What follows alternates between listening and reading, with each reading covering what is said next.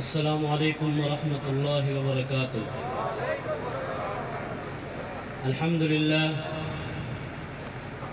للہ وحدہ والصلاة والسلام علی من لا نبی بعدہ، اما بعد، اعوذ باللہ من الشیطان الرجیم، بسم اللہ الرحمن الرحیم۔ ما كان محمد أبا أحد من رجالكم ولكن رسول الله وخاتم النبيين۔ میرے عزیز محترم دوستو، بزرگو، اللہ تعالی شانہ نے ہم سب پر ایک بہت بڑا احسان فرمایا کہ ہمیں امت محمدیہ میں سے پیدا فرمایا۔ یہ اللہ کا ہم پر بہت بڑا احسان ہے، اور آپ علیہ السلام جیسے نبی، آپ علیہ السلام جیسے رحمت للعالمین شخصیت، آپ علیہ السلام جیسی نرم شخصیت، اور انبیاء میں سب سے مقبول نبی،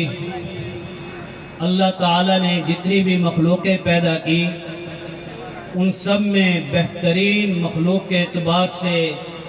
اللہ تعالیٰ نے آپ کو پیدا فرمایا۔ ہمیں اللہ تعالیٰ نے ان کی امت میں پیدا فرمایا ہے، اسی وجہ سے آپ علیہ السلام نے فرمایا جو خصوصیات مجھے دی گئیں وہ باقی انبیاء کو نہیں ملی، اور اس لیے آپ نے ایک حدیث میں فرمایا کہ میرا نام انا محمد وانا احمد وانا الحاشر الذي يحشر الناس جميعا وانا العاقب الذي عاقبته بعده نبي، کہ میرا نام محمد بھی ہے، میرا نام احمد بھی ہے، میرا نام حاشر بھی ہے، اور میرا نام عاقب بھی ہے۔ عاقب کا پھر آپ نے خود فرمایا کہ عاقب وہ ہے کہ جس کے بعد کوئی نبی نہیں آئے گا۔ آپ علیہ السلام نے بارہا موقع پر یہ ارشاد فرما دیا، پھر اس جیسی صورت یا اس سوچ کی ذرا برابر بھی گنجائش نہیں کہ ہم کوئی ایسی سوچ سوچیں یا ایسے خیالات لائیں جو باطل ہم پر محنت کر رہا ہے، جو باطل چاہتا ہے کہ یہ کسی طرح سے ہم ان لوگوں کو اور ان کے سامنے کچھ ایسی چیزیں دکھا کر انہیں آپ علیہ السلام کے ختم نبوت سے پھیر دیا جائے، ان کے ذہنوں کے اندر ایک لانتی کی شکل بٹھا دی جائے، اس کی ایک جس کا نام بھی کوئی لینا نہیں چاہتا، جس کا موت کا تذکرہ کوئی کرنا نہیں چاہتا، جس کو لوگ جانتے بھی نہیں، وہ اپنے آپ کو نبی کیسے کہلوا سکتے ہیں؟ باطل اس کی محنت کر رہا ہے۔ اگر آج اس امت کے اندر ہمارے دلوں کے اندر آپ علیہ السلام کی محبت ہے، ہم عاشق ہیں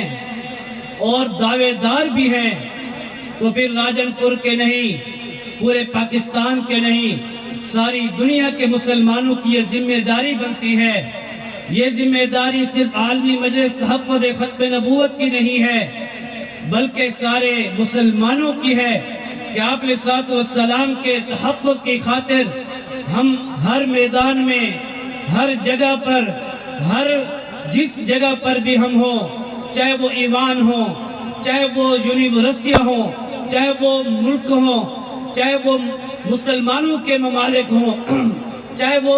جس مرضی کے ملک ہوں، ہم ہر حال میں آپ علیہ السلام کے تحفظ اور آپ علیہ السلام کے ناموس کا خیال کریں گے گا نا بھائی؟ اللہ تعالیٰ اگر ہم نے یہ کام اخلاص کے ساتھ کیا تو اللہ تعالیٰ کا وعدہ ہے اور آپ علیہ السلام کا وعدہ ہے کہ جو میرے ختم نبوت، آپ نے تو ان صحابہ کے بارے میں فرمایا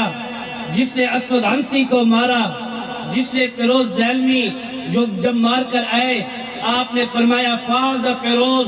کامیاب ہو گیا فیروز، کتنی بڑی دلیل ہے۔ اور یہ صرف اس لیے کہ نبوت کے ہوتے ہوئے آپ علیہ الصلوۃ والسلام نے بتا دیا کہ کل کو اگر میرے بعد کوئی بدبخت اٹھے تو میری امت اس بات میں جھجک محسوس نہ کرے، اکتاہٹ محسوس نہ کرے کہ ہمارے ساتھ کیا ہوگا، بلکہ کیا فرمایا کہ جو بھی میرے ناموس کی حفاظت کرے گا، میرے ختم نبوت کی تحفظ کا خیال کرے گا، میرا وعدہ ہے میں حوض کوثر پر اس کو اپنے ہاتھوں سے پانی پلاؤں گا۔ تو اس لیے آج ہم سب عہد کریں کہ تحفظ ناموس رسالت کا خیال ہمارے ذمہ داری ہے، اور کوئی باطل جس طرح سے اچکنا چاہتا ہے اسے روکیں گے، اور ایمانوں کے اندر بھی آواز اٹھائیں گے۔ ہر ایک اس کا وعدہ کرے، یہ اللہ کے ساتھ وعدہ ہے، کرتے ہیں نا بھائی؟ اللہ تعالی ہمیں عمل کرنے کی توفیق عطا فرمائے۔ وآخر دعوانا الحمدللہ رب العالمین۔